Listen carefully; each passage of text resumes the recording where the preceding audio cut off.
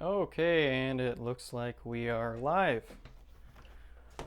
What's up, everyone? This is Ryan here, and today I'm basically just going to be doing a video where I go through one of my older open source projects, Profiler, and basically what the goal is I'm going to try and basically I finished this project about 2 months ago, and my goal is going to be to try and go through everything that I kind of have improved upon since building it in the first iteration, make a huge to-do list of those things, and then basically that's pretty much it for today. So yeah, let's go ahead and get started. So part of the purpose of this video is basically there's a whole bunch of stuff before in the earlier episodes of Profiler, sort of like the 1, 2, 3, and 4 episodes in particular, where I was teaching or trying to teach a huge amount of material in specific videos. And so basically, what I've decided to do is I'm going to try and keep these videos a little more streamlined. I'm not really going to be answering so many questions as usual, especially at the moment I don't have 2 monitors. But I think it'll be a better viewing experience in the long run. So without further ado, let's just kind of dive in here. Just make sure that the stream hasn't exploded. All right, perfect. And let's, of course, switch to code view. All right, so I'm still going to be working on improving the stream quality and getting some overlays done created by myself and stuff like that. But yeah, basically over the next couple months, I plan on trying really hard to improve the quality of the stream. So let's kind of see how we do today. Also, I'm going to be taking notes as I go, and basically what those notes are, I kind of tend to be all over the place, but sometimes I think the tangents are interesting information to people, and so I'm just going to be taking note of those whenever I remember to. So that's pretty much it. I guess the only other thing I'd like to say is it's one of my personal goals to basically have everything that I do, well, at least all of the educational content that I create, be absolutely free and open source. So if that is something you appreciate and you would like to support me or my channel, you can do so by just clicking the like button down below, leaving a nice comment, and if you're particularly interested or feel like you'd maybe even want to throw some money my way, then I'm going to have some information for that down in a pinned comment in the comment section of this video. So that's everything. Enough selling my shit, and we can just carry on. Let me make sure I'm set up there. Okay, so this project Profiler was basically supposed to be a social media application, whatever that means. It isn't really quite there yet because, well, let me just briefly overview the different parts of it. So part of the purpose of this video is to have something that I can kind of send people to so that when they ask sort of general questions or point out very obvious errors that I've made, then I can kind of point them here and kind of not have to keep answering the question over and over again. It's difficult because I like keeping the older video up for to demonstrate that there is a learning process going on, but at the same time, naturally I'm going to get some things wrong and I'm going to improve over time if I keep trying to. Anyways, I'm already off on a tangent, so sorry. I'm kind of in relaxing mode right now, so you'll just have to bear with me. So first things first, it's a social media application. It allows people, let me pull up the services and I think that'll give a sort of a good overview. Did I put this? Okay, so I'm also going to be kind of relearning the structure of this application because I haven't looked at it extensively in a little while. Okay, so I've got, okay, that's something that I want to add to the list right away. So first item. So what I've done is in the repository for Profiler, there's going to be a file in the project's root directory, I believe. Yep, called Refactor to-do list. So whether you watch the first couple or you only watch one part of this video or whatever you do, that file is going to be getting updated So if you have any questions, or maybe if you ask a question and I refer you to this video, chances are I've put some change that I'd like to make into this Refactor to-do list text file here, and that way you can kind of do some of your own work, and I'll basically, longer story shorter, I'll figure out some way to address these things and fix them, because I am concerned about going back and making sure that I'm not misleading people with my older mistakes. So anyways, first things first. So for the first item of the list, let's just say I'm kind of just doing this just as I go. Let's say number 1. And the first list item will be I no longer need to use fakes for unit tests, mocking. Sorry, I'll explain this stuff once I write this text out. So I no longer need to use fakes for unit testing my presenters. Don't worry if that stuff's new to you. Mocks are adequate. So just really quickly, I'm not going to be teaching a huge amount, but just a quick note, which I'll take note of. And just trying to think, what's the best way to do this? I guess I'll note my computer time, and that'll. You can tell I didn't really plan this ahead of time. 6:07, and then I'm going to say unit testing. Fakes / mocks. Okay, so just really quickly, I'm not going to teach you unit testing at the moment, but this is an addition to someone who might know a little bit about unit testing or have a little bit of experience with Mockito. And again, just bearing in mind that I'm only sharing my experience with you. I am really not an expert. There's a couple. So a fake looks like this. Let me just pull one up. It's basically a fake version of some service. So when I say service, you could think a database, you could think like a retrofit REST kind of API type thing. It's, that's basically what it is. So a fake is like a real object that just kind of returns whatever data you want it to. As far as I'm aware, I'm pretty sure that's the definition of a fake, but maybe I'm getting something wrong, and feel free to scream at me in the comments if that is the case. So yeah. Now, when I open up one of my unit tests, and hopefully they're still here, yes, just really quickly, this is a mock. So basically a fake and a mock, at the higher level, they're both just kind of fake objects. I hate that they're called mock and fake, because that's basically the same thing. So I have to define mock using the word fake, but whatever. I'll just complain about that every time anyways. So there's a difference, and this is just really quickly to summarize. The difference is a mock is something that, for example, the Mockito framework is a mocking framework. When you annotate this mock annotation, annotate the annotation. When you say mock here, and then you call Mockito annotations.initMocks, or you can use some other method, I can't remember. Then what it allows you to do is these things can be run inside of your tests, and they're different because they're not actually like a file.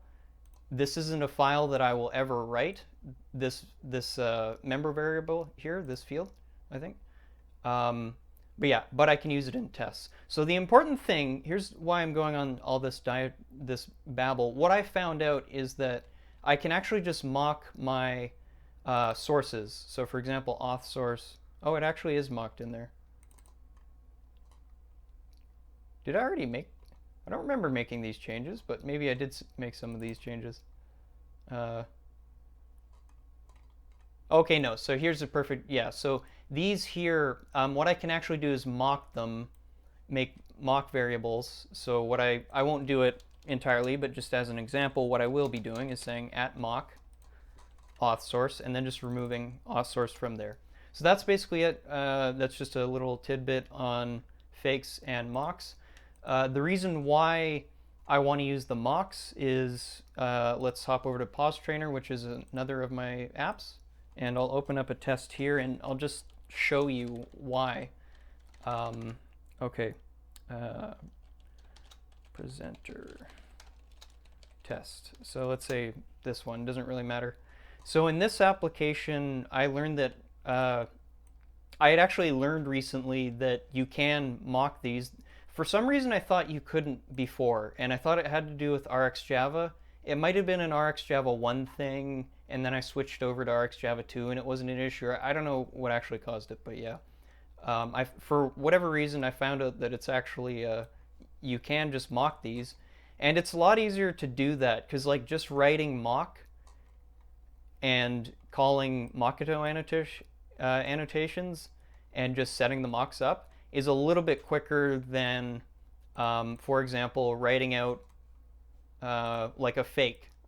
This is what's called a fake, basically. So as you can see, it doesn't actually really do anything, but it does have some logic. It'll return things. I don't need to do this, I don't think. Now, I do think there are some use cases where you probably do want to use a fake instead of a mock. I just haven't seen them yet. So for the time being, I'm just going to strip this stuff out just so it doesn't confuse people. And that is the first item on my list. Just going to take a moment to see if there are any questions. And I'll just take note. Let's see. Nope. That's okay. And so let's see here. Okay, so that was the first thing. Let's kind of keep going. So I'm just going to close this stuff out now. Okay, so one thing. So this is the next thing. I want to overhaul auth service and include Facebook and Google Plus authentication. So that's another item on my to-do list. And let me pull up auth service and I'll kind of explain what that means. Hopefully it exists. Where's the real one? It's called Firebase auth service. That was also something I'd like to change. I don't actually want it to be prepended with Firebase anymore. Whatever, I'll just remember to do that. I don't really need to make a note of that. I'm not going to do it now. Okay, so this is my auth service. So basically what the auth service does is it creates accounts. It says what it does. I try really hard to write good method names. I could certainly write better ones, but it says what it does. Create account.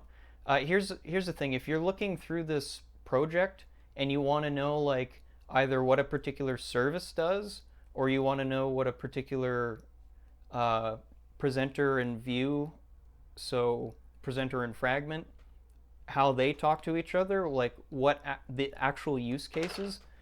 For example, for Firebase auth service, just open up the interface, auth source. Yep, I had it typed in already.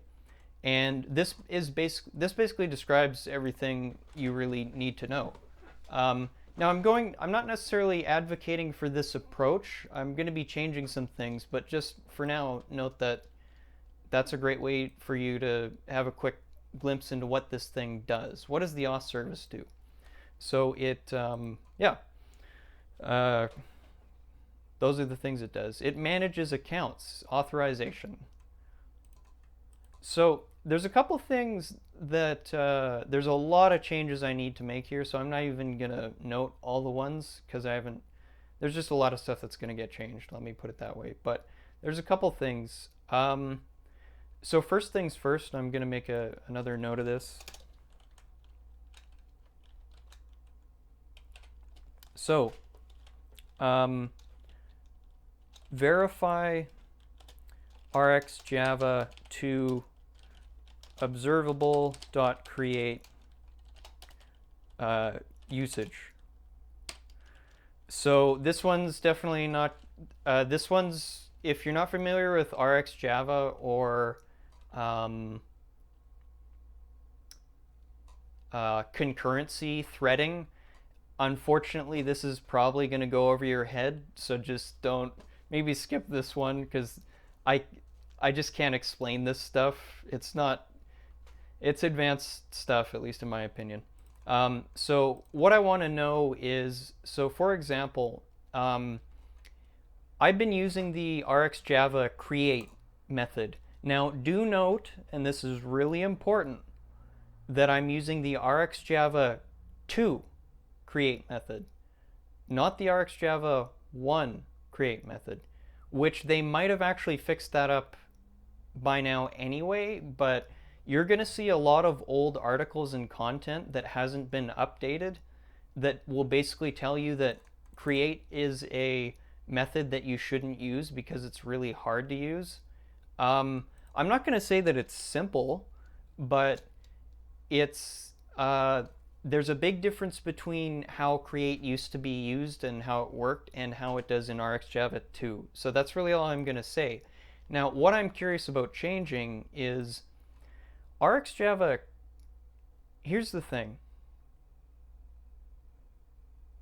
If I recall correctly, I think I can use synchronous methods when I'm communicating with Firebase auth, the actual Firebase object. If I'm correct, it has both synchronous and asynchronous callbacks. In this case, I've used asynchronous callbacks, and it makes sense that it makes sense to use create in this case. But here's the thing, and this is something I'm wondering about. I'm not certain on this, which is why it's getting added to the list. When I create this observable, I make its I tell its operations to execute on the IO thread. So it's already executing on a different thread, and then it's going to call back onto the main thread, the UI thread. So what I'm trying to say is I'm not actually sure if it needs to be asynchronous. I really don't know. But if it doesn't need to be asynchronous, then I will make it synchronous. That's really all I'm trying to figure out with this one. So verify, I'm going to refine that note a little bit. Verify, let's just say verify whether RxJava to from callable is the method you would use for a synchronous source, and verify whether RxJava from callable would be more efficient as the operation runs on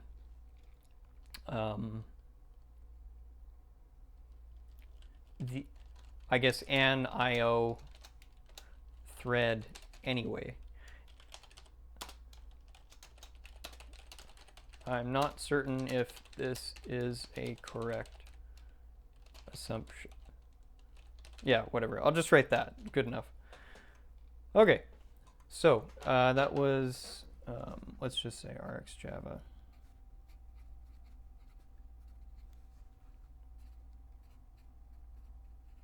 Okay. Okay, so that's the first, the first thing in this particular case. So, yeah, verify whether RxJava. So what I'm trying to do here is, you might be thinking, wow, this is really, really nitpicky, and you're absolutely fucking right, and I'm going to try and make all of my code really good, and if there's any part of it that I don't understand or any part that I think can be improved, I don't have any deadlines, so I'm going to try and improve it. So, yeah, I realize that a lot of people are looking at this and probably thinking, well, I don't have the time to do this kind of nitpicky stuff in the context of deadlines and clients to please. And I absolutely agree with you. So just don't complain about it. Anyways, don't complain at when I'm sharing this stuff. Anyways, sorry, I just kind of... I need to recenter myself in New Age West Coast lingo. Okay, so I don't think there's anything else that's jumping out at me.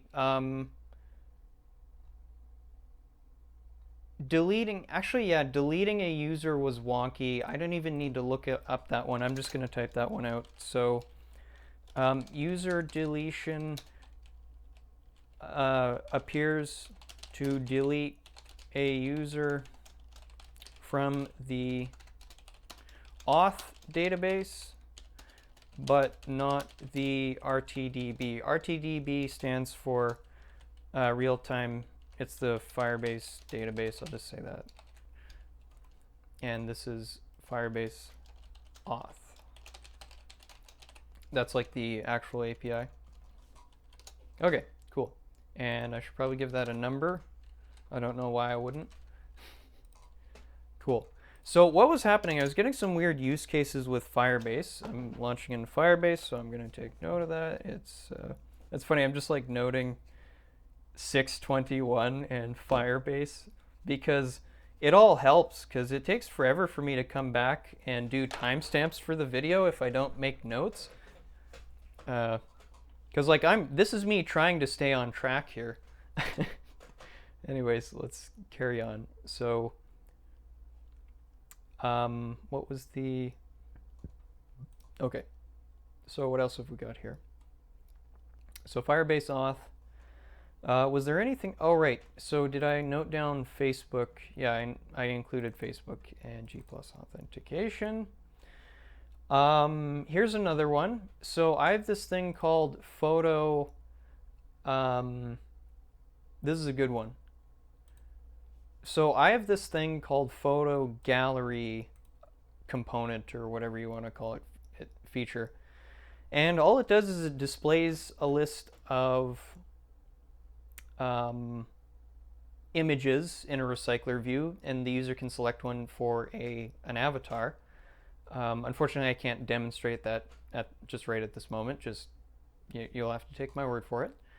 And also I have this photo detail thing. Now, I think I can actually get rid of both these features. So I'm going to say, can I delete photo detail and photo gallery features? Now, you might be thinking, why on earth would I want to do that? Why would it be my goal to delete those things? To some of you, it might be quite obvious. So the reason why I had to build these things was, if I recall correctly, maybe I'm just fabricating this, but I initially, at some point, I thought I wasn't going to be able to handle pending intents. Sorry.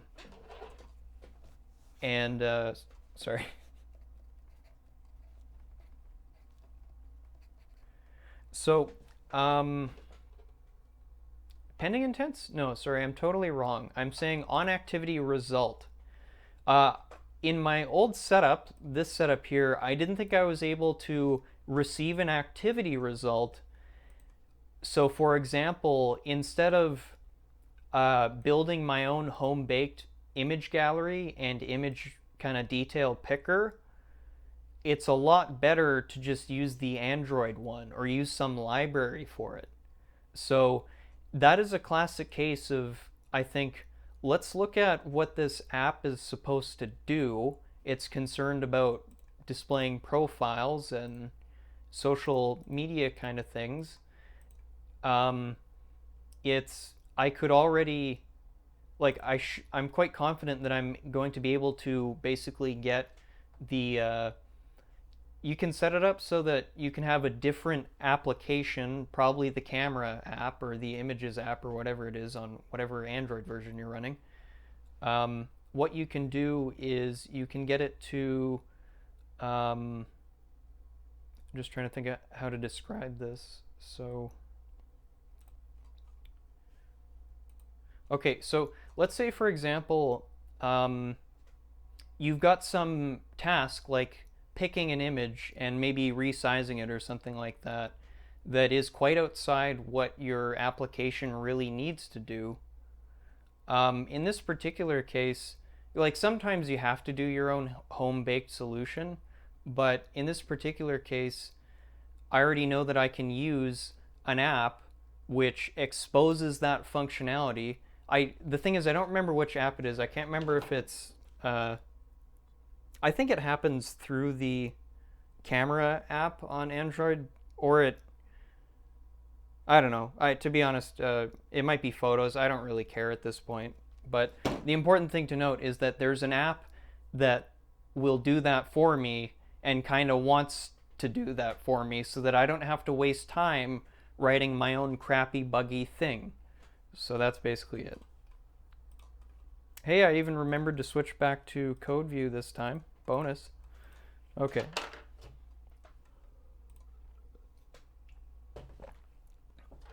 All right, so let's carry on. Did I write that down? Can I delete photo detail and photo gallery features? So that's the next item.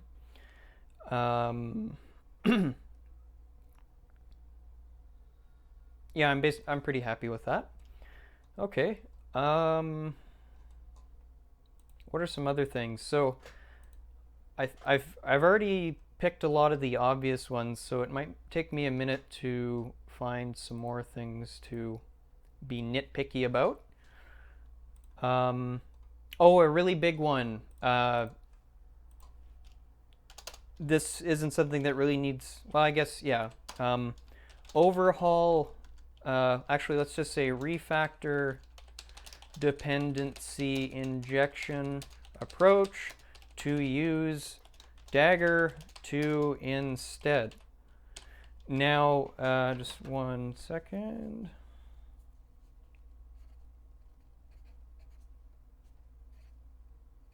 So, if you're curious about Dagger 2, I do have another open source repository which you can look at that has a functioning implementation of it. I still probably need to tweak it a little bit, but Dagger 2 is one of those things that it's really hard to get it figured out at first. At least it was for me, and I think that's the general consensus. Maybe some super genius can figure it out faster, but it's really I think the thing that makes it difficult is that it's not really I'm trying to think. In order to get it working, it's really difficult to understand what's going on under the hood of Dagger 2, and the names of things are, I'll be honest, some of them are a little questionable and frustrating, but although it's a difficult thing because you're giving a name to something that's really, really abstract, so I can't fault them too much, but it's tough. It's hard to learn. Let me just, longer story, TLDR, it's hard to learn, in my opinion. So if you're curious about a working implementation of it that needs a little bit of improvement, hop over to my Pause Trainer open source library. I'll have links down in the comment section for that. And yeah, it's interesting. It's once you get it working, it's kind of a neat thing, but I'm not really going to harp on that because that's not the point of this video. But yeah, refactor dependency injection approach to Dagger 2. So that was another good one. The way that I was doing it before is I had these injection classes that would provide things, and this approach works. It's just there's benefits to using Dagger 2, especially as a project increases in size and complexity, that it gets to the point where this kind of approach ends up doing a lot more work for you. That being said, like the old approach, I learned it in like an hour because it's super simple. You just create these injection classes and then they create the thing. I think you could even call this a factory. I could be wrong about that. I need to review my definitions of that stuff. Anyways, I'm totally tangenting again, but yeah. What else we got here? Oh, there's another thing in tests I want to change. So let's pull up another test. Profile detail. Sorry, profile detail presenter test. So I already talked about the mocks and the fakes and that stuff. There's another thing which I'd like to do, which I started doing in Pause Trainer, and I was inspired by another project, and I'm so sorry because I totally forgot which of the like 5 awesome open source projects that I had to look at to learn Dagger 2 and testing and all this crap. Like, I forget which one it was. Sorry. I mean, it's kind of, I write my own code here, so yeah. But anyways, so one of the things I learned is it's a good idea. So one of the difficulties, actually, I'll say, is let's look at the way Profiler does its unit testing. So if I remember correctly, how does it work?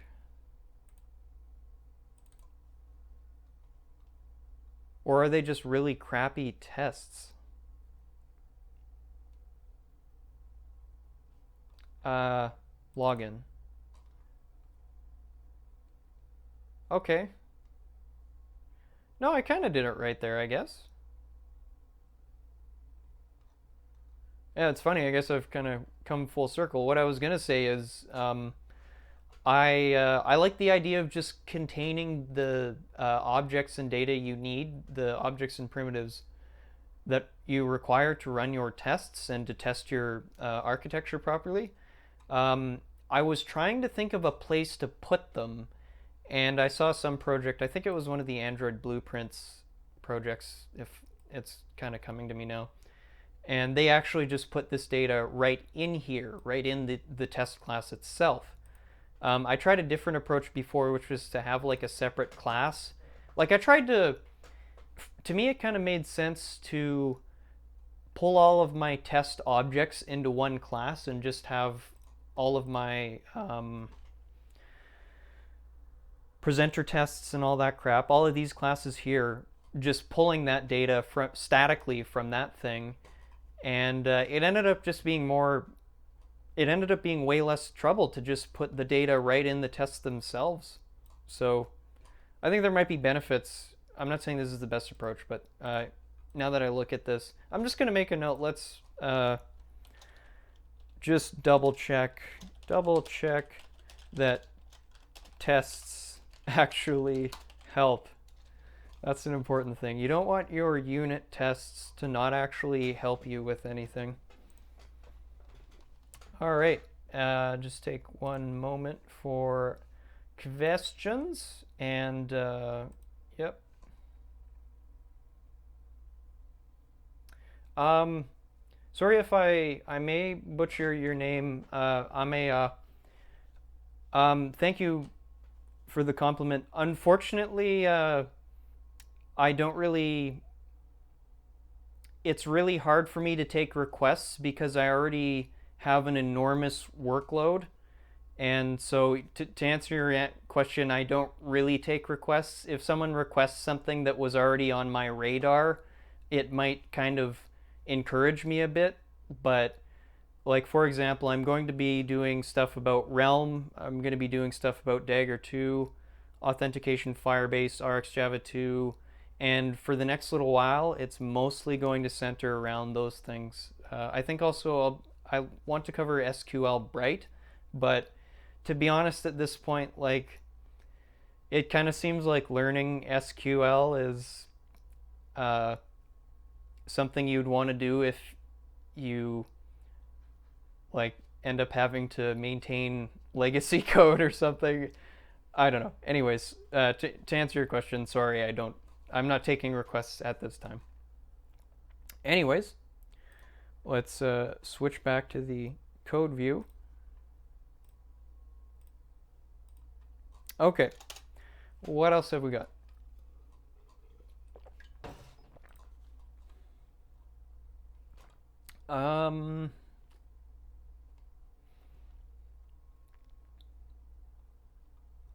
Yeah, this may take a minute for me to think of something. I think I'm getting pretty close. One thing that I can just add in here is add a chat component to the application. Now, that'll be the thing that kind of makes this application social, and I haven't actually decided what I'm going to be doing, exactly how I'm going to be implementing that. But at this point, I'm very, very unintimidated by implementing chat because I've just spent the past month implementing things that are far more complicated. So I think I'll be able to do that fairly quickly. Maybe I'll regret those words. That's possible too.